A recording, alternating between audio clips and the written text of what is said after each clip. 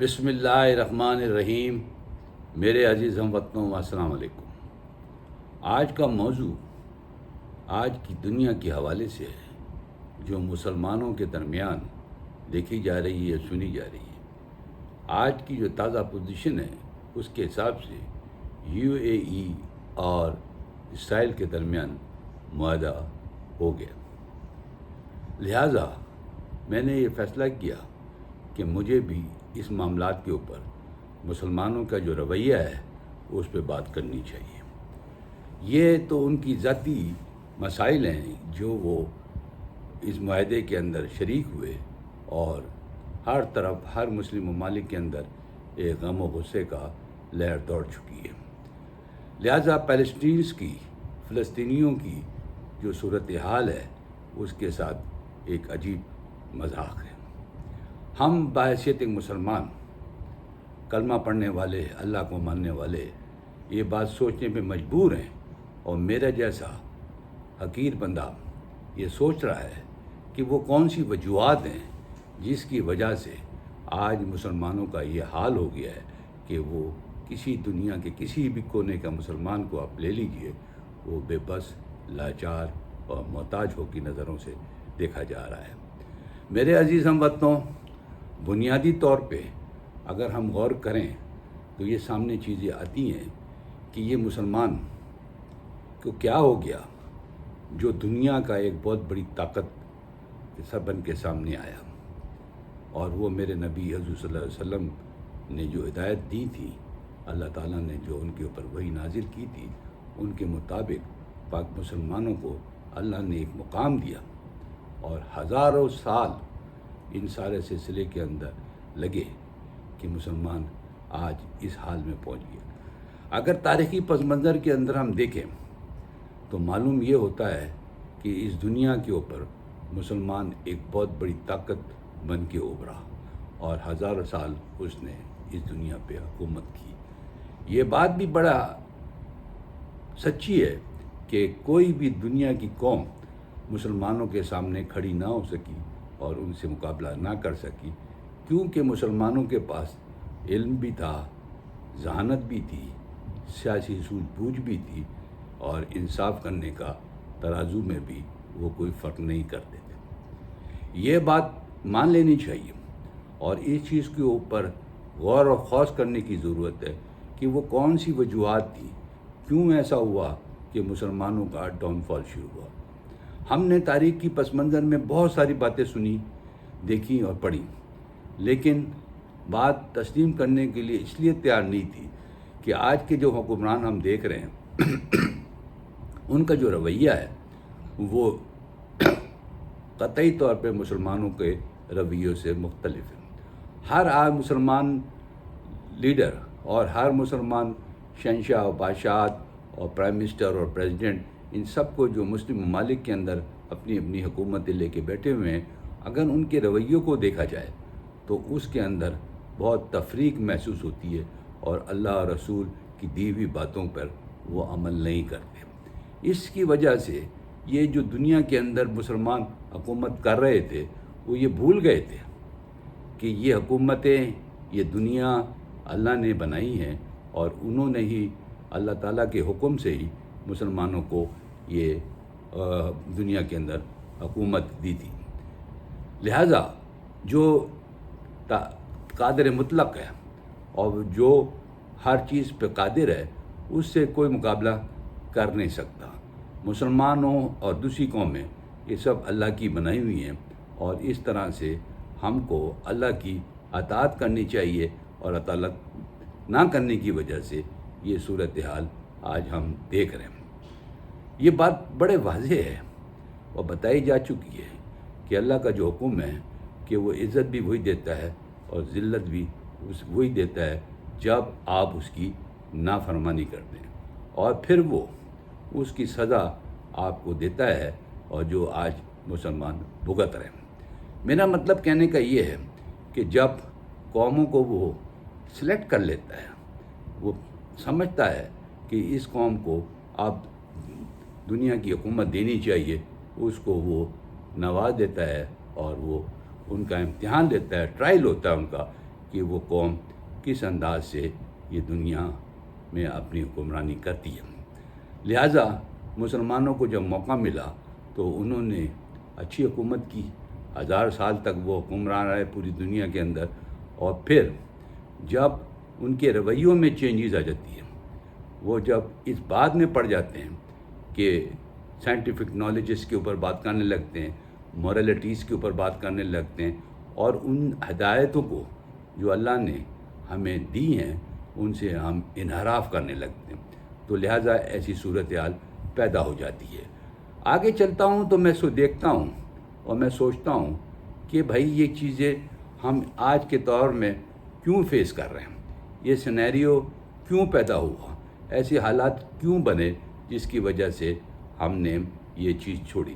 اگر آپ غور فرمائیں تاریخ کے پس منظر میں تو ہم کو یہ معلوم ہوگا کہ جتنے بھی ہمارے حکمران تھے جو دنیا میں حکومت کر رہے تھے ان کا تعلق عرب سے تھا، اور اس طرح سے ان کے پاس ایک تھیوری تھی جس کی وجہ سے لوگ ان کو احترام اور عزت کرتے تھے، کیونکہ ان کا تعلق حضرت ابراہیم علیہ السلام سے سلسلہ شروع ہوتا ہے، اور اس طرح سے وہ دنیا کے سلسلے میں آگے بڑھتے گئے، کیونکہ زیادہ تر نبی اسی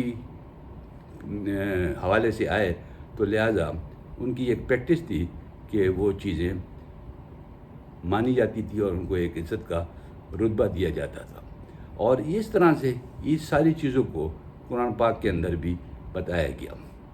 لیکن ہوا کیا؟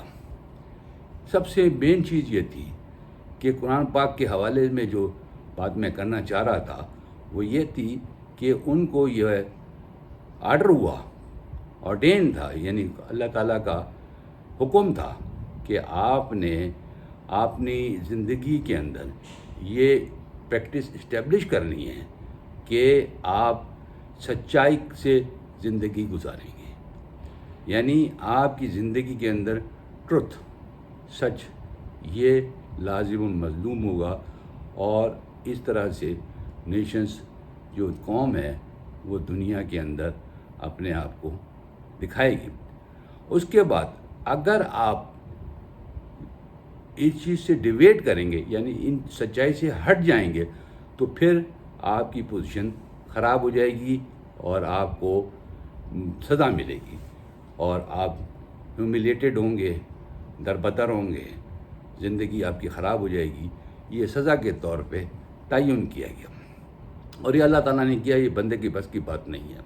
یہ ہم بہت کچھ تکبر میں آ جاتے ہیں، تو صرف تکبر جو لفظ ہے وہ اللہ تعالیٰ کے لیے ہے، انسانوں کے لیے نہیں ہے۔ آگے دیکھتا ہوں تو میں یہ سمجھتا ہوں کہ اللہ تعالیٰ نے جب یہ دیکھا کہ یہ مسلمان اس حد تک پہنچ چکے ہیں کہ انہوں نے سچائی کا ساتھ چھوڑ دیا اور اپنی زندگی اور قوموں کے ساتھ ناانصافیاں شروع کر دی ہیں، تو اس کے لیے کوئی نہ کوئی راستہ بنانا تھا، اور اس طرح سے ان کو یہ سزا دی گئی۔ اب یہ کوئی اتفاقیہ نہیں تھا، یہ آنن فانن کوئی چیز ہو گئی، نہیں، ایسا نہیں تھا، اور نہ ہی کوئی یہ سازش کا حصہ تھا، کیونکہ جتنی بھی ہم تھیوریز دیکھتے ہیں ہمارے یہاں غداروں کی تو کمی نہیں ہے، یہ ایک بنیادی طور پہ سوچ ہے، اور یہ ہوا یا نہیں ہوا اس چیز کے تو معاملات ایک تاریخی پس منظر میں دیکھے جائیں گے، لیکن جب اللہ سزا دینے پہ آتا ہے تو وہ ایسے حالات پیدا کر دیتا ہے جس کی توجیہات اور جن کی پوائنٹس آف ایشو جو ہیں وہ آپ اسی طرف ڈائیورٹ کرنا شروع کر دیتے ہیں جیسا کہ آپ کی سوچ ہوتی ہے۔ لیکن بنیادی طور پہ مسلمانوں کا جو ڈاؤن فال ہوا، مسلمانوں پہ جو تباہی کے معاملات شروع ہوئے اور ٹکڑے ٹکڑے ہو گئے اور ریاستیں بڑھ گئیں اور چھوٹے چھوٹے علاقوں کے وہ حکمران بن کے بیٹھ گئے، یہ ساری باتیں تاریخ میں اس انداز سے بتائی گئی ہیں کہ ہم نے جب اللہ کی رسی کو چھوڑ دیا، سچائی کے اوپر ہم نے عمل نہیں کیا، جو قرآن پاک کے حوالے سے یہ بتایا گیا کہ یہ آپ کا ضابطۂ حیات ہے، یہ آپ کا لا آف لینڈ ہے، اس کو قانون کو آپ نے اپنی زندگی میں عمل درآمد کرنا ہے۔ لیکن جب آپ اس سے ہٹ جاتے ہیں، جب ان سے آپ دور ہو جاتے ہیں، تو پھر قوموں پہ اسی طرح سے مسلمانوں کے اوپر زوال آیا۔ اب صورتحال یہ ڈیوائن تھیوری ہے، اللہ تعالیٰ ٹرائل کرتا ہے اور وہ ہر قوم کو موقع دیتا ہے جس کے اندر وہ صلاحیت سمجھتا ہے. تو عزت اور ذلت کا جو کنسیپٹ ہے وہ ایک ڈیوائن تھیوری ہے، اللہ تعالیٰ کی طرف سے ہے، اور اس کی سزا اسی طرح دی جاتی ہے کہ حکمرانوں کو ہٹا دیا جاتا ہے. اب اس روشنی کے اندر ہمیں یہ دیکھنا ہوگا کہ جو ہماری ذلت ہو رہی ہے، جو آج مسلمان پوری دنیا کے اندر ذلت اٹھا رہا ہے، اور جس طرح مسلمانوں کی ڈاؤن فال شروع ہوا تھا آج تک وہ ختم نہیں ہوا. ابھی بھی مسلمان حکمران، مسلمان لوگ، مسلمان آبادیاں، مسلمان کے اللہ کو ماننے والے آج تک اس کی سزا بھگت رہے ہیں. اب اس کی اگر ریزنس کو دیکھا جائے، اس ڈاؤن فال کے ریزنس کو دیکھیں، مسلمانوں کی تباہی کو دیکھا جائے، تو 3 وجوہات عموماً لوگ اس کے اوپر ذکر کرتے رہتے ہیں، اور میری نظر میں بھی ان کے اوپر اگر سوچا جائے تو بہت بہتر ہوگا، اور شاید کوئی راستہ ہم مسلمان اپنی زندگیوں میں نکال لیں. سب سے پہلے ریزن جو مجھے سمجھ میں آتا ہے وہ ہے اللہ کی کتاب یعنی قرآن مجید، جس کو ہم روز پڑھتے ہیں، روز سمجھتے ہیں، اور روز اس کی عزت و احترام اپنی آنکھوں میں چومتے ہیں، کیونکہ وہ ہمارے اللہ نے ہمارے کو دی ہے کہ ہم اس کو پڑھیں اور اس پر عمل کریں، کیونکہ وہ ایک ایسا لا ہے، ایسا قانون ہے جس کے اندر رکھتے ہوئے ہر چیز کو دیکھا جا سکتا ہے، اور وہ سچائی اور جھوٹ میں تفریق کرتا ہے.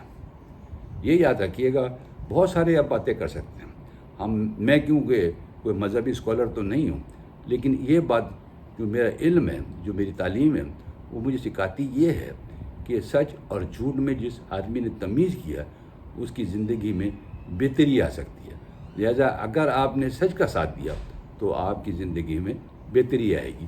اب صورتحال یہ دیکھا جاتا ہے کہ جب آپ کے مسئلے مسائل کوئی بھی ڈفرینسز مذہبی ہوں، غیر مذہبی ہوں، کوئی چیز بھی ہو، تو اللہ کا حکم ہے کہ اس مسئلے کو آپ قرآن کے حوالے سے اس کی ریفرنس لیں، اس کو ان کے سامنے رکھیں اور سمجھنے کی کوشش کریں کہ یہ جو چیزیں ہیں، یہ اللہ نے جو حکم کیے ہیں اس کے مطابق اس کے فیصلے کریں.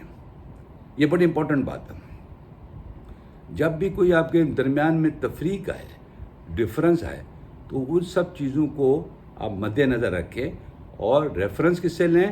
قرآن پاک سے لیں، اور جو کچھ اس حوالے سے قرآن پاک کے اندر ورڈک دیے گئے ہیں، باتیں کی گئی ہیں، اللہ نے حکم دیا ہے، اس کو سب کو ایکسیپٹ کرنا چاہیے. یہ نہیں ہو سکتا کہ آپ اس کو انکار کر دیں اور جلدی میں کوئی اور فیصلہ یا کوئی اور انٹرپریٹیشن لے آئے. یہ ایک بنیادی چیز ہے جو قرآن پاک کے ماننے اور اس کی باتوں پہ عمل کرنے سے اللہ تعالیٰ خوش ہوتا ہے اور ان کو مزید ترقی دیتا ہے. اب یہ دیکھنا ہے کہ اگر آپ کا یقین اور عمل دونوں قرآن پاک کے حوالے سے ہیں تو پھر تو بہتری کی صورتحال بہت تیز ہو جائے گی. اور اگر آپ کے معاملات، آپ کا جو فیتھ ہے، یعنی جو اس پہ آپ کا ایمان ہے، وہ شریعہ نہیں ہے، اور دوسری سورسز سے آپ اس کو حل کرنے کی کوشش کرتے ہیں، تو وہ ساری چیزیں اللہ کو ناپسند ہے. اگر آپ کسی ریسرچ کو دیکھتے ہیں، کسی اوپینین کو دیکھتے ہیں، کسی ویو پوائنٹ کو دیکھتے ہیں، اور اس کے تحت آپ اس کو حل کرنے کی کوشش کرتے ہیں، تو اللہ تعالیٰ اس کے پسند نہیں کرتا. اور ہمیشہ کوشش کرنا چاہیے کہ جو اللہ تعالیٰ اور اس کے نبی نے ہم لوگوں کو بتایا ہے، سمجھایا ہے، مثالیں دی گئی ہیں، اور ان کی ہدایت لے کے اس پہ عمل کرنا چاہیے.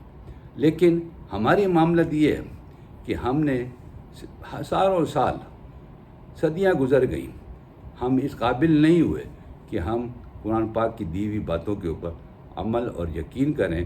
لہذا یہ ساری چیزیں ہم اس دنیا کے اندر یہ دیکھنے کو مجبور ہو گئے کہ ہماری تباہی کا باعث کیا ہے. دوسری بات، کیونکہ پہلا پوائنٹ تو میں نے کہا کہ سچائی ہے اور جھوٹ کے درمیان تفریق ہے، اور اس کی ریفرنس ہمیں اپنے ہر مسائل کا قرآن پاک کے حوالے سے لینا چاہیے. تو اس کی وجوہات، یہ تباہی کا جو ہمارا عنصر ہم دیکھ رہے ہیں کہ جھوٹ عروج پہ ہو گیا اور سچائی دب گئی ہے، یہ بنیادی وجہ ہے. ہم مسلمانوں نے اس چیزوں کو سچائی کا جو دامن ہے اور سچائی کی جو حقیقت ہے، یہ کڑوی حقیقت ہے، اسے ہم نے چھوڑ دیا، لہذا یہ مشکلات ہمارے سامنے آ رہی ہیں۔ اب دوسری جو کنڈیشن ہے وہ یہ ہے کہ ہم نے ہر چیز کو ایک پوٹینشل طریقے سے دنیا کی جو جگہ ہے اس کے اندر ہم نے اپنے سائنٹیفک ڈسپلنس کو لانے کی کوشش کی۔ ہمارے جو اسکل ہیں اور ایکسپرٹیز ہیں وہ آپ کو مذہب سے ہٹا کے اپنی دنیاوی تحقیق کے مطابق لے کے چلنا چاہتے ہیں۔ اب اس اسکل کے اندر کوئی چیز بھی ایسی نہیں ہے جس کے اندر آپ کسی چیز کو چھپا سکیں، اور اللہ تعالیٰ کی دی ہوئی چیزوں کو ہم چھپاتے ہیں، یہ نہیں دیکھتے کہ اللہ نے یہ ساری چیزیں پیدا کی اور ہم اس کے دنیا کے اندر ہم استعمال کرتے ہیں۔ اب حقیقت کمپٹنسیز کی اگر بات کریں، ڈسپلنس کی بات کریں، اسپیک آف رائز کی بات کرتے ہیں، تو پھر فال کی بھی بات کرنی چاہیے۔ جب آپ کو اللہ تعالیٰ کسی چیز کی ڈسکوری کرتا ہے، آگ کے اندر کرتا ہے، انوینشنز کرتے ہو اور چیزوں کو کرتے ہو، ایڈوانسمنٹ کی بات کرتے ہو، ڈیولپمنٹس کی بات کرتے ہو، ماڈرن ایرا کی بات کرتے ہو، اور اسی طرح سے آپ چیزوں کی بات کرتے ہو، اسی طرح سے آپ اس کے اندر فلاسفیز اور ترجیحات آپ لے کے آتے ہیں، تو اس کے اندر اگر آپ غور کریں تو ان ساری چیزوں کا جو دنیاوی طور پہ ہم کریٹ کرتے ہیں اور یہ کہتے ہیں کہ ہم اس کے مالک ہیں اور اس کی ساری چیزیں، لیکن وہ ساری چیزیں اللہ تعالیٰ نے قرآن پاک کے اندر آپ کو بتا دی گئی ہیں، اور ہر چیز کا سوال اور جواب اس فلاسفی کا اس میں دیا گیا ہے۔ تو حالات اور واقعات کو اگر کسی اور انداز سے بھی آپ دیکھیں تو یہ چیزیں سمجھنے کی ہیں کہ ہم اتنے بھی ایڈوانس ہو جائیں، کتنے بھی ہم آگے ترقی کر لیں، لیکن وہ چیزیں جو اللہ تعالیٰ نے بنا دی ہیں اور جو ہم نے اپنی چیزیں آپ کو دے دی ہیں، وہ اسی طرح سے تیسری جو صورتحال ہمارے سامنے نظر آتی ہے کہ ہم نے اپنے زندگی کے اندر جو مورالٹی ہے اور مورل انسٹرکشنز ہیں اللہ تعالیٰ کے، اس کو ہم نے اگنور کر دیا۔ اس کا رزلٹ کیا ہوا کہ ڈس آنیسٹی پھیل گئی، ایمبیزمنٹ پھیل گیا، تھیفٹ ہو گیا، فراڈ ہو گیا، آلٹریشن ہو گیا، ڈیورنگ آف انٹرسٹ ہو گیا، ڈیسیٹ ان ویئنگ ہو گیا، فالس ایکوزیشن ہو گئی، بریکنگ پرومسز ہو گئے، انوالومنٹ جو ہماری ڈسپلن کے اندر وہ ختم ہو گئی، اور ہم نے ایک دوسرے پہ الزام تراشی کر دی اور ایک دوسرے پہ یقین کرنا چھوڑ دیا۔ اسی طرح سے ورشپ میں ہم نے قبرستانوں کا سہارا لینا شروع کر دیا، وہاں جانے لگے، اور اسی طرح سے بہت ساری چیزیں ہیں، کرائم بڑھ گئے اور سوسائٹی کے اندر ایک عجیب کیفیت ہو گئی، جو کہ پہلے حضور صلی اللہ علیہ وسلم کے دور سے پہلے جس طرح سے ہم لوگوں کو دیکھتے ہیں کہ خانہ کعبہ کے اندر بھی بت رکھ دیے گئے تھے، اور اس طرح سے ہم نے جو ساری چیزیں تھیں وہ اثر نو پھر ہم اسی چیزوں کی طرف جانے لگ گئے۔ اب ریزنز تو بہت سارے ہو سکتے ہیں اور اس کے بہت سارے دلائل دیے جا سکتے ہیں، لیکن میری نظر میں اگر ہم یہ بات طے کر لیں کہ ہم جھوٹ بولتے ہیں تو اس کو ہمیں ایڈمٹ کرنا پڑے گا۔ اگر ہم نے کوئی ریمیڈی حاصل کرنی ہے، اللہ کی خوشنودی حاصل کرنی ہے، لیکن ہم وہ کام کرتے ہیں جو کہ ہمارے اللہ نے، ہمارے نبی نے ہم کو منع کیا۔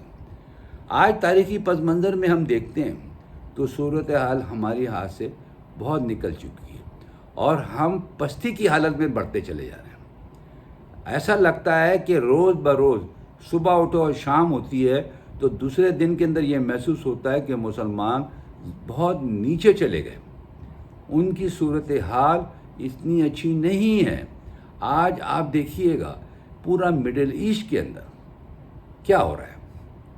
یہ وہ علاقے ہیں جس کے اندر مسلمان حکمران ہیں اور پہلے اس میں مسلمانوں کی حکومت رہی ہے۔ آج ان کے رہن سہن کو اگر آپ دیکھیے، کیا آپ یہ طے کر سکتے ہیں کہ ان کی رہن سہن آج اللہ کی دی ہوئی ہدایت کے مطابق قرآن پاک اور نبی کے حوالے سے اگر ہم اس کو دیکھیں، کیا یہ صحیح ہے؟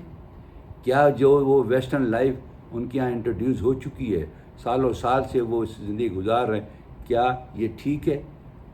میرا جہاں تک خیال ہے جو برائیوں کا تناسب ہے وہ اس حد تک بڑھ چکا ہے کہ وہاں پر اللہ اور رسول کی باتیں صرف عام زندگی کے اندر دیکھنے میں نہیں آتی. لیکن اگر ان کی بنیادی صورتحال کو دیکھیں تو ابھی میں آپ سے عرض کروں کہ ہر حکمران نے، ہر مسلمان حکمران یہ کوشش کرتا ہے، ان پرٹیکولر اگر آپ غور سے فرمائیں، کہ وہ اپنے آپ کو طاقتور بنانا چاہتا ہے، اور وہ اتنا طاقتور بنانا چاہتا ہے کہ اس کے مقابلے میں کوئی دوسرا آدمی کھڑا نہ ہو سکے. لہٰذا وہ کام کرتا ہے جس کے ذریعے وہ طاقت کو حاصل کر لیتا ہے، اور اپنی طاقت کو اتنا حاصل کر لیتا ہے کہ اس کو ہٹانا ایک مشکل ہو جائے، اور وہ ہمیشہ یہ کوشش کرتا ہے کہ وہ ایک حکمران کی حیثیت سے ہم اس کے اوپر رہیں. پاکستان کے اندر بھی یہی صورتحال ہے کہ جو شخص بھی اس حکمرانی کرتا ہے، یہاں کے جو بھی پارٹی حکمرانی کرنے آتی ہے وہ زیادہ تر یہی کوشش کرتی ہے کہ زیادہ سے زیادہ طاقت گین کر لیں، اور جتنی طاقت آپ گین کرتے ہیں اقتدار کے لیے، وہی طاقت آپ کو اتنا ہی ایبسولوٹ پاور جو ہے وہ کرپٹ بنا دیتی ہے، کیونکہ آپ کو روکنے والا یا چیک اینڈ بیلنس ختم ہو جاتا ہے. آج میں آپ کو اس کی مثال جو اس وقت صورتحال یو اے ای کے حوالے سے ہے، اسی حوالے سے اگر آپ اس وقت لبنان کی دیکھیں تو وہ بھی صورتحال اس سے کوئی مختلف نہیں ہے. جبکہ 1943 میں جب ان کو آزادی ملی تو وہ فرینچ کالونی کی حیثیت سے دنیا میں ایگزسٹ کرتا تھا، اور فرینچ کی جہاں بھی کالونیز ہوئیں وہاں سیکولر سسٹم قائم ہوا، اور انہوں نے اس کی وہاں پریکٹس کی. لیکن لبنان کی صورتحال تھوڑی سی مختلف تھی. اس کے اندر مختلف قسم کے لوگ رہا کرتے تھے، اس کے اندر سیکولر سسٹم آپریٹ ہوتا تھا. لیکن جب آزادی ملی لبنانیز کو تو وہاں کی جو صورتحال ہے وہ کچھ تھوڑی سی اعداد شمار کے حوالے سے اگر آپ سمجھیں تو ہر طرح کے مذہب وہاں پر پریکٹس ہو رہا تھا. اس میں اگر آپ غور کریں تو مسلم شیعہ جو تھے وہ اس وقت 27%، اور آج بھی تقریباً یہی ریشو وہاں پر آپ کو ملے گا. اور اس کے ساتھ ساتھ سنی مسلم اس کا بھی ریشو 27% کے قریب آج بھی لبنان کے اندر موجود ہے. اس کے آگے اگر آپ دیکھیں تو کرسچنز آپ کو ملیں گے جن کو مینارٹیز کرسچنز کہتے ہیں. یہ کرسچنز کی ایک جس طرح آپ کیتھولک اور دوسرے لوگ مذہب کرسچنز کو آپ آئیڈینٹیفائی کرتے ہیں، اس طرح سے یہ بھی ہیں. ان کی 22% وہاں پر ہے.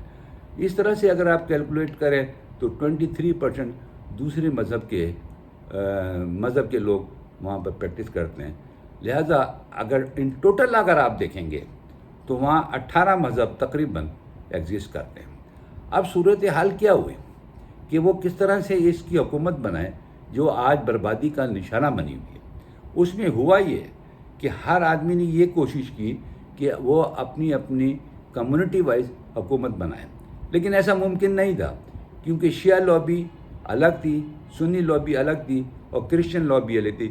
یہ میجر پورشن کنٹرول کرتے تھے، اور 23% جو دوسرے قومیں تھیں وہ جو تھی وہ جس کے ساتھ مل جاتی تھی اس کی وہ حکومت بنا لیتی تھی. لہٰذا انہوں نے کوشش کیا کی. میں اس لیے یہ بات بتا رہا ہوں کہ مسلمانوں کے اندر کس چیز کی کمی ہے کہ وہ اقتدار کے اتنے بھوکے ہیں کہ وہ کسی صورت سے اپنے آپ کو قوم کے لیے، مسلمانوں کے لیے قربانی دینے کا جذبہ ہی نہیں ہے. اب آپ اس کو اس طرح دیکھیے، ان کے ہاں جو قانون بنا آزادی کے بعد اس میں یہ ہوا کہ پریزیڈنٹ جو ہوگا وہاں کا لبنان کا وہ کرسچن سیکٹ سے ہوگا، یعنی کرسچن جو لوگ وہاں پر پریکٹس کرتے ہیں مذہب ہے اس سے ہوگا. اسپیکر جو ہوگا وہ شیعہ کے حوالے سے ہوگا، شیعہ سیکٹ کے سے ہوگا، اور جو پرائم منسٹر ہوگا وہ سنی سے ہوگا. اب یہ 3 چیزوں میں انہوں نے حکومت کو تقسیم کر دیا، اور ان 3 چیزوں کے اوپر جب بھی الیکشن ہوں گے، جو بھی ان کا ٹینیور ہوگا، اس کے اندر دوسرے مذہب کا آدمی پریزیڈنٹ کے کینڈیڈیٹ نہیں بن سکتا. یعنی شیعہ یا سنی وہ پریزیڈنٹ کینڈیڈیٹ نہیں بنے گا. سنی اگر الیکشن لڑتا ہے تو وہ پرائم منسٹر کے لڑ سکتا ہے، اور نہ شیعہ ہوگا اس کے اندر اور نہ پریزیڈنٹ کا کوئی کینڈیڈیٹ اس میں انٹر۔ اس طرح سے انہوں نے اس کو بائیفرکیٹ کر دیا۔ اب ہوا کیا کہ کھچم تانی ہوئی۔ مسلمان تو آپ کو ماشاءاللہ آپ کو پتہ ہے کہ وہ ہر چیز کے اندر اللہ اور رسول کو استعمال کرتے ہیں، لیکن ان کی باتوں پہ عمل نہیں کرتے، لہٰذا وہاں پر حالات دن بدن تباہی کی طرف جاتے رہے، اور آج وہاں پر یہ صورتحال ہے کہ بم بلاسٹ ہو گیا۔ آپ اندازہ لگائیے 2700 ٹن المونیم نائٹریٹ پورٹ پہ رکھا ہوا ہے، کسی نے منگایا ہے، ابھی اس کی حقائق نہیں پتہ چلی، نہ ہی سامنے کوئی چیز ایسی آئی ہے جس کی وجہ سے دھماکہ ہوا، لیکن اس چیز کا آپ اندازہ لگائیے کہ پورٹ جہاں پر لوگوں کا کاروبار ہے وہاں پر یہ بلاسٹ ہوتا ہے، اور یہ کوئی آج نہیں آیا، یہ کئی سالوں سے پڑا ہوا تھا وہاں پر۔ اب صورتحال یہ دیکھنی ہے کہ یہ جو پورٹ ہے اس کی ایڈمنسٹریشن کا بھی بڑا مسئلہ ہے، اس میں حکومت کا کوئی تعلق نہیں ہے، وہ کسٹم اتھارٹیز اور پورٹ اتھارٹیز کے درمیان میں کلیش بھی ہے۔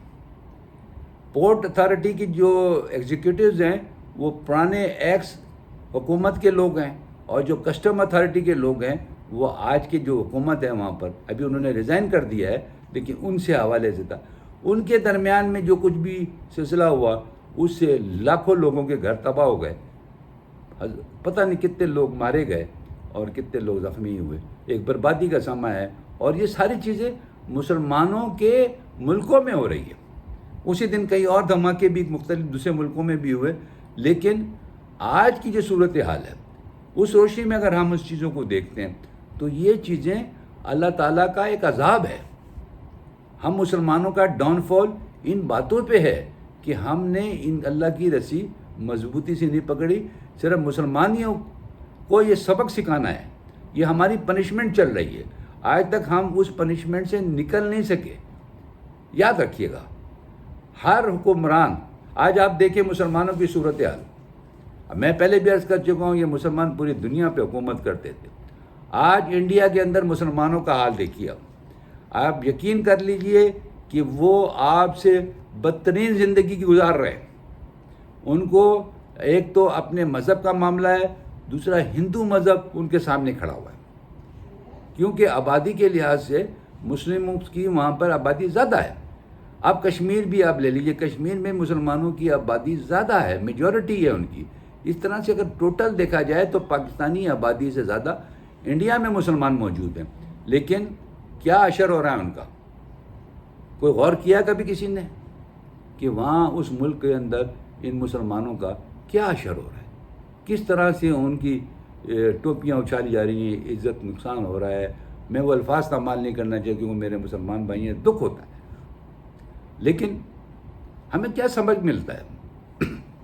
ایران کو آپ دیکھ لیجئے، ترکی کو آپ دیکھ لیجئے، یو اے کو دیکھ لیجئے، سعودی عرب کو دیکھ لیجئے، کویت کو دیکھ لیجئے، آپ اندازہ لگائیے کیوں ان لوگوں کے درمیان میں نفرت ہے، کیوں ان کے اندر ایک تقریباً سارے مسلمان ممالک ہیں، ہر آدمی نے اپنے فرقے کے حوالے سے اپنے معاملات کو اپنے ناک کے سیٹ میں رکھا ہوا ہے۔ ارے بھائی پہلے مسلمان تو بن جاؤ، آج آپ دنیا سے لڑنے کی اب بات کرتے ہیں، ایک مسلمان ممالک میری نظر میں نہیں ہے جو دنیا سے لڑ جائے، اتنی طاقت نہیں ہے۔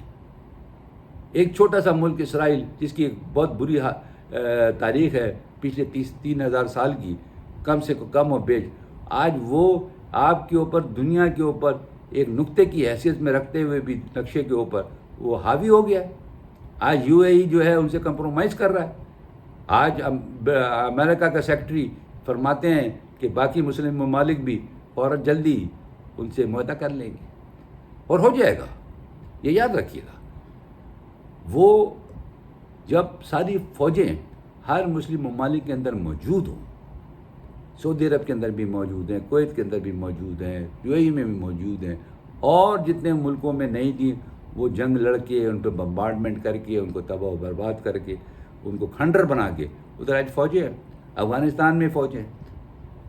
تو اگر ان سب چیزوں کو اگر غور کریں، اور ایران ہوا یا ٹرکی ہوا، یہ ٹارگیٹڈ ہے، ان کو امریکہ ٹارگیٹ بنا رہا ہے کس کی بنیاد پہ بنا رہا ہے؟ صرف نہ مسلمانوں میں نہ اتفاقی ہے. آج OIC کی ہم بات کرتے ہیں، کیا فنکشن ہے؟ کوئی فنکشن نہیں، صرف لپ سروس ہے، بیٹھ جاتے ہیں، کنڈیم تک نہیں کر سکتے، ان میں صلاحیت نہیں ہے. کیوں کہ وہ ان قوموں کے تابع ہے، جبکہ یہ قومیں جن کے آج ہم تابع ہیں یہ ہمارے ایک مسلمانوں کے دور میں ان کے تابع تھے، یہ ان کی بغیر سانس نہیں لے سکتے تھے، لیکن مسلمانوں نے ان کو ساری زندگی کے ساری سہولتیں دی، لیکن یہ آج دنیا میں آگ لگاتے پھر رہے ہیں، تباہی مچائی ہوئی ہے، لوگوں کی زندگی عذاب کر کے رکھ دی ہے. لیکن ایک بات یاد رکھیے گا کہ یہ بات ضرور غور کر لیجئے گا کہ ہم مسلمانوں کی آج تک بربادی کیوں نہیں رکی، اس کے اوپر ہمیں سوچنا چاہیے. جو کچھ بھی حالات ہیں ہم لوگ فیس کر رہے ہیں، جو کچھ بھی ہیں، آج ہمارے حکمران کیا کیا باتیں کرتے ہیں؟ کیا ان کے پاس کوئی جواز ہے؟ کیا ان کے پاس اتنی کیپیسٹی اور حیثیت ہے کہ آج کے دن یہ فیصلہ کر لیں کہ ہم اپنے گناہوں سے توبہ کرتے ہیں، ہم نے جو اس ملک سے دولت لوٹی ہے یہ اس ملک کی عوام کو واپس کر دیتے ہیں؟ کیا اتنا کرج ہے سچ بولنے کا؟ یہ سوال ہے. آپ اس کو مانیں یا نہ مانیں، تسلیم کریں یا نہ کریں، یہ تو ایک حقیقت ہے کہ جس وقت دنیا کے اندر برائیوں کا تناسب بڑھ جاتا ہے تو شیطانیت عروج پہ ہوتی ہے. وہ ہمارے ملک میں نہیں ہے. کیا ہم اپنی زندگیوں کو اللہ اور اس کے رسول کی دی ہوئی ہدایت کے مطابق گزار رہے ہیں؟ جواب آپ خود دے سکتے ہیں. میرا سوال ہے، اور اس کی وجہ یہی ہے کہ مسلمانوں کی تباہی کا جو باعث ہے وہ ویسٹرن کلچر ہے. ہم نے اپنی زندگیوں کے اندر قرآن پاک کو ماشاءاللہ ہر ایک گھر میں ہوگا، لیکن جلد میں باندھ کے یا کسی کپڑے میں خوبصورت کپڑے کے اندر لپیٹ کے اوپر رکھ دیا، اس پہ دھول پڑ رہی ہے، اس کو ہم صاف بھی نہیں کرتے، نہ کبھی اس کو پڑھتے ہیں، نہ اس کو دیکھتے ہیں، نہ سمجھتے ہیں.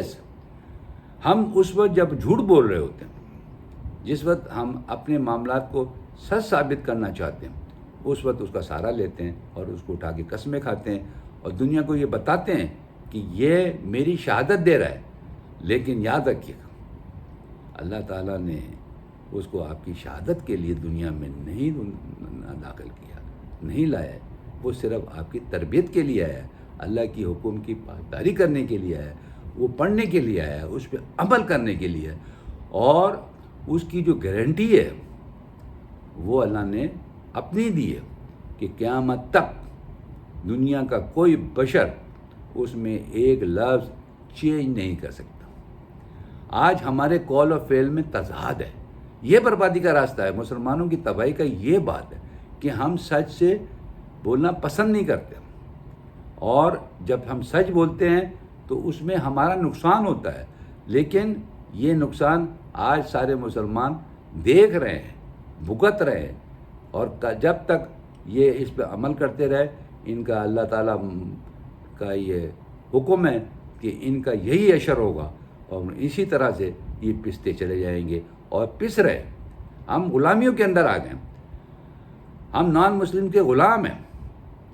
ہمارا جینا مرنا لندن میں ہے. کیوں ہے؟ ہم مسلمان ہیں، ہم سے غلطی ہوئی، ہم اس سزا سے کیوں بھاگ رہے ہیں؟ آج بھی تو قیدی کتنے جیلوں کے اندر پڑے ہوئے سزا کاٹ رہے ہیں. میں جب بات یہ کرتا ہوں تو لوگ مجھے کہتے ہیں کہ آپ قانون کی بات بیچ میں لے آتے ہیں. کیا کروں؟ دکھ ہوتا ہے. میری خواہش تو نہیں ہے. آج دنیا کے نقشے کے اوپر اگر آپ دیکھیں مسلمانوں کا کیا اشر ہے. میں نے ہمیشہ یہ کہا کہ ہم کو، اب انڈیا میں خاص کر میں یہ بات کہنا بھول گیا تھا کہ آپ کے مذہب کو تبدیل کرایا جا رہا ہے.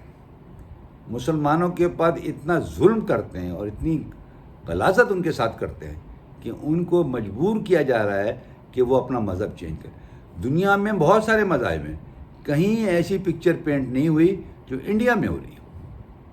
کیا یہ مسلمانوں کے لیے صحیح ہے؟ کیا مسلمانوں کے اندر اتنی طاقت ہے کہ وہ ان کو روک سکیں؟ نہیں، کیونکہ ان کو پتہ ہے، وہ جانتے ہیں کہ یہ مسلمان یونائٹ نہیں ہیں.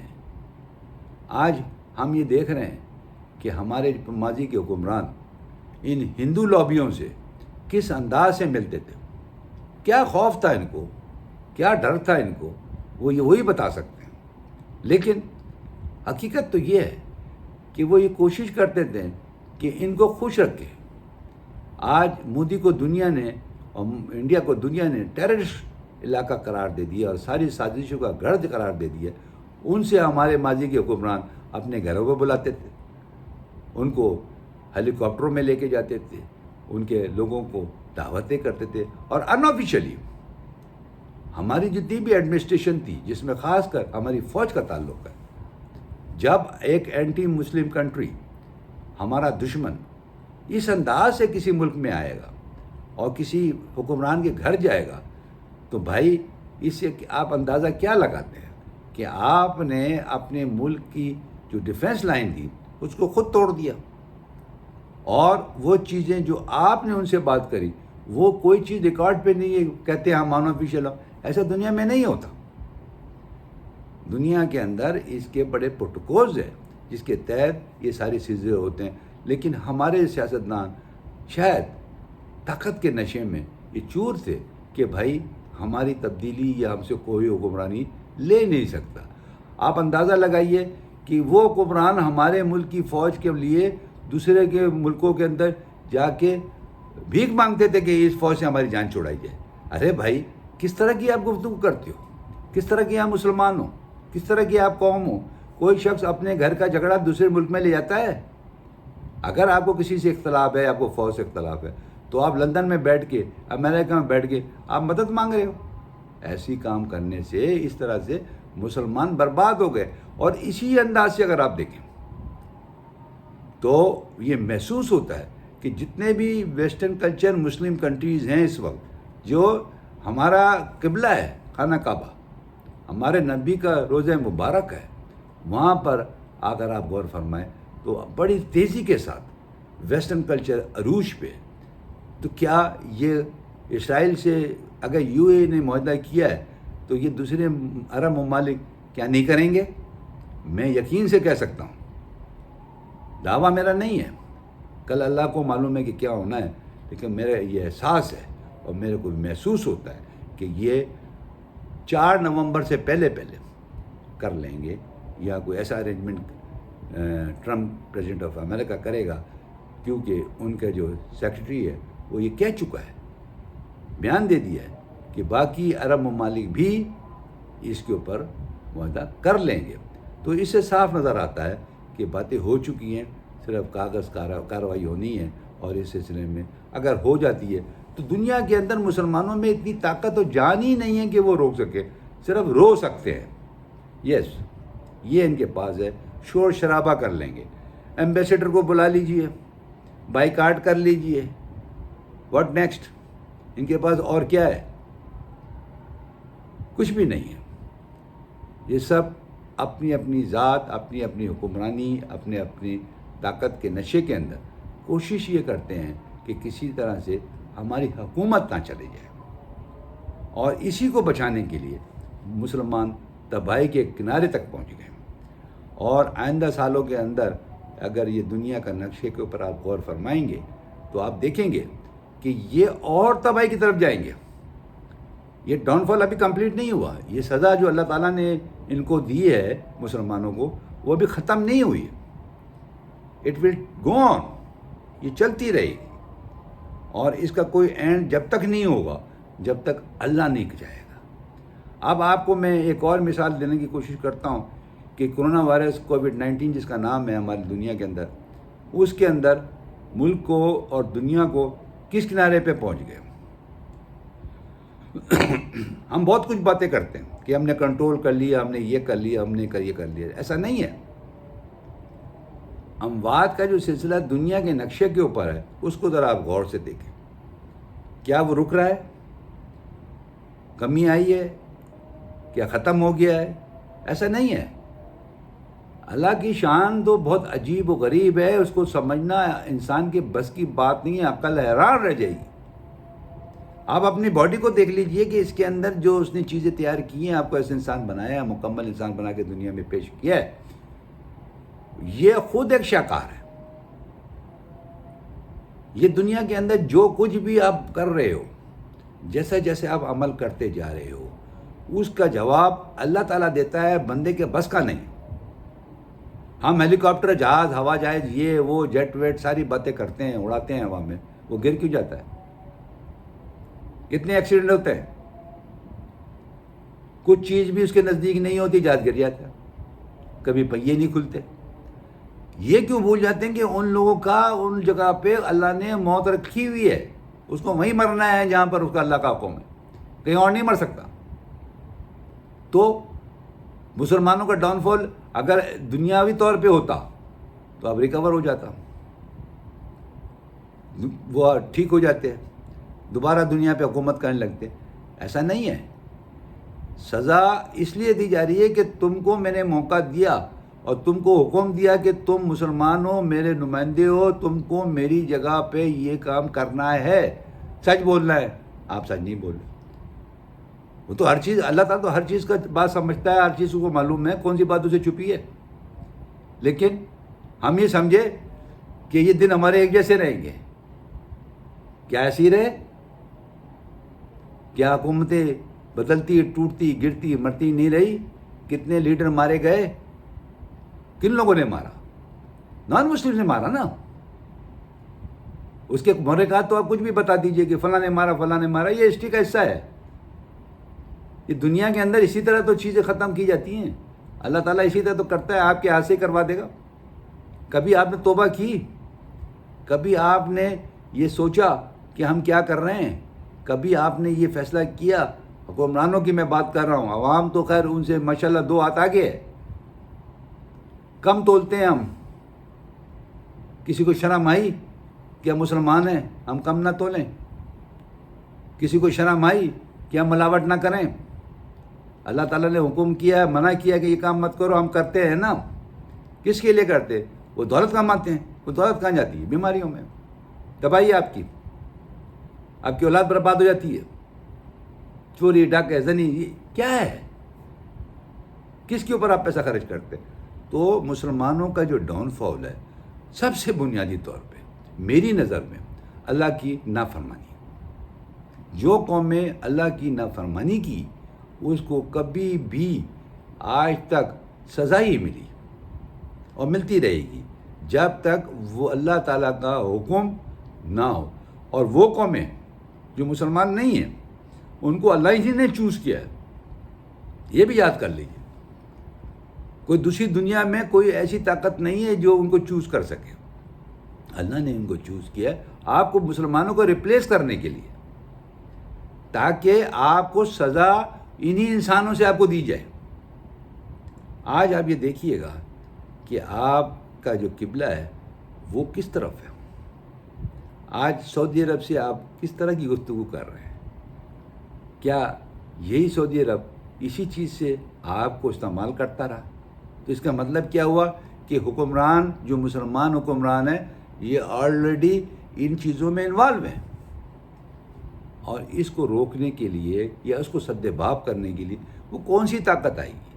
کیونکہ اللہ نے شیطان کو بھی دنیا میں بھیجا ہوا ہے کہ تم اپنا کام کرو، میرے لوگوں کو ورگلاؤ، اور میں اپنے لوگوں کو اصلاح کی بات بتاؤں گا اور ان کو اصلاح کروں گا ان کی، اور ان کو صحیح راستہ دوں گا۔ لیکن ابلیس آج مسلمانوں کے اندر، ان کے گھروں میں اندر گھس کے بیٹھا ہوا ہے۔ آج یوں ہی کہ حکمرانوں کی ہم بات کرتے ہیں کہ انہوں نے اسرائیل سے معاہدہ کر لیا، ٹھیک، ان کی جو بھی سوچ تھی، جیسے بھی انہوں نے بہتر سمجھا، اپنی ملکی مفادات کے اندر سوچا۔ لیکن اگر ان کے حکمرانوں کی لائف سٹائل اگر آپ دیکھیں تو وہ یورپین ہیں، وہ ساری عیاشیاں، شادیاں، وہاں رہتے ہیں، گھوڑے رکھتے ہیں کوئنز کے ساتھ، اس طرح سے ان سب کے جو باتیں ہیں، اگر آپ ان کو غور کریں، وہ مسلمانوں والے نہیں ہیں۔ اگر آپ نے لباس اوڑھ لیا ہے، لباس چوکا پہن لیا، تو اسے آپ مسلمان نہیں ہوئے۔ لیکن ان کے ہاں جو ترقی ہوئی وہ ایک ڈسپلن کے ساتھ ہوئی، جس کو یو اے کو آپ کو غور کرنا ہوگا۔ جب انہوں نے سچ بولا تو ان کی یہاں ترقی ہوئی، جب انہوں نے اصولوں کی بات کری اور لوگوں کو حقوق دینے کی بات کری تو ان کی ہوئی۔ لیکن جب انہوں نے لوگوں کے ساتھ زیادتی کرنی شروع کی، ان کے دوسروں کے حقوق مارنے شروع کیے، تو ان کے یہاں زوال آیا۔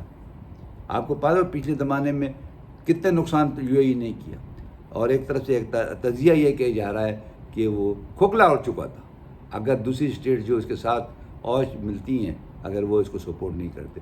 انہوں نے ایک ایسا کلچر ڈیولپ کر دیا جس کے اندر آپ نماز بھی پڑھ سکتے ہیں اور عیاشی بھی کر سکتے ہیں۔ یہ حکمرانوں کی ذمہ داری ہے مسلم اسٹیٹس کے اندر کہ ایسا ماحول نہ دیں جس کے اندر بدی کا تناسب بڑھتا جائے، کیوں بدی بڑی تیزی سے پھیلتی ہے بنسبت نیکی کے۔ تو لہٰذا ہم کو جو سزا مل رہی ہے، یہ ہمارا ڈاؤن فال ہے، اس کے اسباب بڑے کلیئر ہیں۔ اب ہم یہ کہتے ہیں جی ہمارے یہاں غدار پیدا ہوئے اور انہوں نے اس طرح کر دیا اس طرح کر دیا اور ہسٹری لکھی گئی۔ یس، وہ غدار بھی اس معاشرے کا کریکٹر ہیں، اور آج تک ان کی اولادیں دنیا کے اندر عمل کر رہی ہیں، کام کر رہی ہیں، اور وہ بھی اسی انداز سے کر رہے ہیں جیسے کہ ان کے بڑوں نے کیا۔ آج ہم پاکستان کے حوالے سے اگر بات کریں تو مجھے شاید کوئی ایسا آدمی نظر نہیں آتا کہ جب اس کے مفادات کو زچ پڑتی ہے، تکلیف پہنچتی ہے، تو ملک کے توڑنے کی بات کرنے لگتا ہے، وہ بلیک میلنگ کرنے لگتا ہے، وہ اس انداز سے گفتگو کرتا ہے جو شاید اس کو زیب بھی نہیں دیتی ہو اور اس کا وہ مجاز بھی نہ ہو۔ لیکن ان کے بڑوں کی اگر ہسٹری دیکھیں اور 1947 سے پہلے کی ان کی تاریخ دیکھیں تو وہ لوگ عموماً پاکستان کے خلاف ہیں۔ آج پشاور کے اندر، خیبر پختونخوا کے اندر نیب پارٹی ہے، ANP جس کو کہتے ہیں، ان کے لیڈر کا باپ جو تھا پچا خان، وہ افغانستان میں رہا اور اپنا علاج انڈیا میں کراتا تھا۔ وہ پاکستان کو اچھا نہیں سمجھتا تھا، لیکن اس کے وارثین، اس کے لوگ، جس میں ولی خان مرحوم اور اب اسفند خان ولی، یہ ساری حکومت کر رہے ہیں اور حصہ رہے اور وہ اپنے آپ کو پاکستانی کہلاتے ہیں، لیکن ان کا رویہ تو دیکھیں۔ آج اسی ٹرائبل ایریاز کے اندر سے غدار پیدا ہو رہے ہیں۔ کیوں؟ یہ کہاں سے آئے ہیں لوگ؟ یہ وہ لوگ ہیں جو پاکستان کو آباد دیکھنا نہیں چاہتے۔ وہ چاہتے ہیں کہ یہاں پر بربادی ہو، یہاں پر دوسرے نان مسلم حکومت کریں۔ آپ کے صورتحال کچھ بھی ہو، آپ اس کو اچھا کہیں یا برا کہیں، آج آپ سی پیک کی بات کرتے ہیں۔ سی پیک کے اندر چائنا کا ایک بہت بڑا انویسٹمنٹ ہے، لیکن آپ ذرا غور کریں، جو کچھ بھی حالات کل ہوں گے اس کی تو میں پیشن گوئی نہیں کر سکتا، لیکن ایک بات تو ہے کہ چائنا سی پیک کے ذریعے پاکستان میں انٹر ہو گیا، گوادر تک اس کا راستہ کلیئر ہو گیا، اس پہ وہ انویسٹمنٹ بھی کر رہا ہے، چیزیں بھی کر رہا ہے، روزگار بھی پیدا ہوں گے، سب چیزیں میں مان لیتا ہوں، لیکن اس چیز کو مد نظر رکھیں کہ اس سے آپ نے اپنی سوورنٹی، آپ نے ملک کی سلامتی کو کس انداز سے اس کو رکھا ہے۔ آج چائنا کے لوگ یہاں پر آباد ہو رہے ہیں، جگہیں بنا رہے ہیں، کام کر رہے ہیں، کیا کل یہ ایک مشکل گھڑی نہیں کھڑی ہوگی؟ یہ سوچنے کی بات ہے۔ میں ڈسکریج نہیں کر رہا سی پیک کو، لیکن عملی طور پہ اگر آپ دیکھیں تو دنیا کے نقشوں کے اندر یہ سارے واقعات، برطانیہ کی ہسٹری ہے کہ 100 سال اس نے انڈو پاک سب کانٹیننٹ میں حکومت کی، تو کیسے آیا؟ ویسے ہی آیا، راستہ اس کو ملا، سمندری جہازوں سے وہ آیا اور اس کے بعد کاروبار کرتے کرتے وہ وہاں پر حکمرانی کے سلسلے میں پڑ گیا، اور اس نے کچھ بھی زیادہ کچھ نہیں کیا۔ ان کو معلوم تھا کہ اس ایشیا کے لوگ جو انڈو پاک سب کانٹیننٹ میں رہتے ہیں، اس کو ساؤتھ ایشیا بھی کہتے ہیں، وہ لوگ بڑی جلدی بک جاتے ہیں،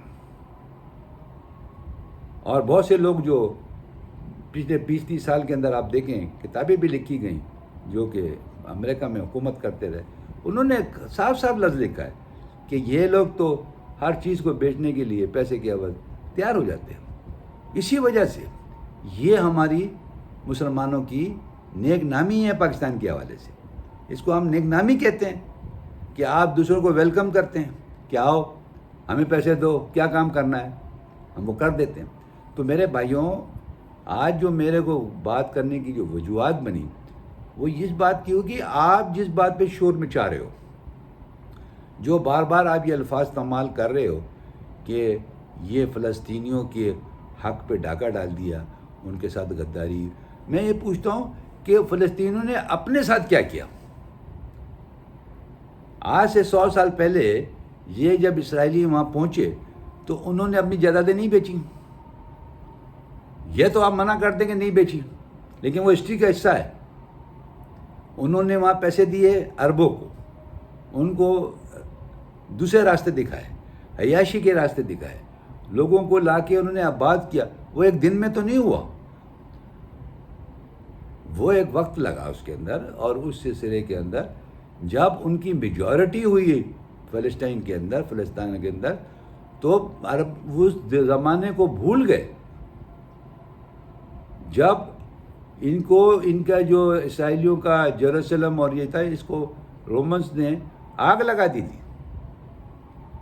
اور ان کے ٹیمپلز کو جلا دیا تھا اور ان کو وہاں سے دربدر کر دیا تھا. کیا عربس کو یہ ہسٹری نہیں معلوم تھی؟ معلوم تھی. لیکن مسلمان ایک نظر سے اگر آپ اس کو دیکھیں گے تو ایک اللہ کا اس کے اوپر عذاب ہے. یہ ڈاؤن فال اسی کا حصہ ہے کہ ان کی آنکھوں میں پردے پڑ جاتے ہیں. یہ سوچتے ہی نہیں کہ ہم کیا کر رہے ہیں. ان کی یہ تھیوری جب ان کے سامنے آتی ہے جب سر پہ سے پانی گزر جاتا ہے. آج ہم اسرائیل کو بدنام کر رہے ہیں، اسرائیل کے اوپر ہم شور مچا رہے ہیں، ہم اس کو مختلف باتیں کر رہے ہیں. تو پھر آپ اس چیز کو بھی تو مد نظر رکھیں کہ ان کو یہاں لا کے آباد کرنے والے کون تھے، ان کو یہ جگہ دینے والے کون تھے؟ کیونکہ یہاں کوئی جنگ تو نہیں ہوئی، یہاں تو آباد کاری ہوئی. اور آباد کاری میں جنگ نہیں ہوتی، کیونکہ ان کو اپنے آپ کو فارمولیٹ کرنا تھا، آپ کو ریکنسٹیٹیوٹ کرنا تھا، جس کے لیے وہ 3000 سال تک لڑتے رہے. کتنی نسلیں ان کی آئی چلی گئی، لیکن وہ اپنے معاملات کے اوپر ڈٹرمن تھے. جیسے ہی برطانیہ نے ان کو سگنل دیا اور وہاں پر پاکستانیہ گیا اور کمیشن کی حیثیت سے انہوں نے ان کو پراپرٹی خریدنے کی اجازت دلا دی. اور مزے کی بات ہے، عربوں نے بیچی، انگریزوں نے نہیں بیچی. امریکنز برطانیہ کے لوگوں نے نہیں بیچی، یہ تو وہاں کے لوگوں نے بیچی. اب جب انہوں نے یہ چیزیں بیچی تو میں یہ سوال کرتا ہوں، آپ کس سے گلہ کر رہے ہیں؟ مذہبی معاملات اپنی جگہ پر، مذہبی معاملات کے اوپر جب آپ اسٹینڈ لے سکتے ہیں جب مذہبی مسئلہ ہو. یہاں پر تو زمین کی خرید و فروخت کا مسئلہ ہے. یہ ساری دنیا کو پتا تھا کہ اسرائیل کا جو وجود ہے وہ ان کی انویسٹمنٹ سے ہے، کیوں سرمایہ دار ہیں، پیسہ ہے ان کے پاس، انہوں نے وہاں زمینیں خریدی ہیں، روپے کی چیز 2 روپے میں خریدی ہوگی. عرب تو گاڑیوں کے اندر اور ایشیوں میں پڑ گئے، وہ تو وہاں سے اڑ کے فوراً لندن، امریکہ، وہاں پیسے دیا ہے. تو میرا مطلب بتانا کہ مسلمانوں کی جو بربادی ہے وہ اس وجہ سے ہے کہ یہ لوگ اللہ کی رسی کو بھول گئے، مضبوطی سے نہیں پکڑا، چھوڑ دیا، جھوٹ بولنا شروع کر دیا. اللہ کو وقتی طور پہ سامنے بیٹھ کے مانتے ہیں، لیکن ہم مسلمانوں کو پتہ ہے. آج آپ دیکھ لیجئے پاکستان کا جو صورتحال ہے، اس میں بچے کو پتہ ہے کہ اس ملک میں کرپشن ہوئی ہے، یہ دو رائے کسی کی بھی نہیں.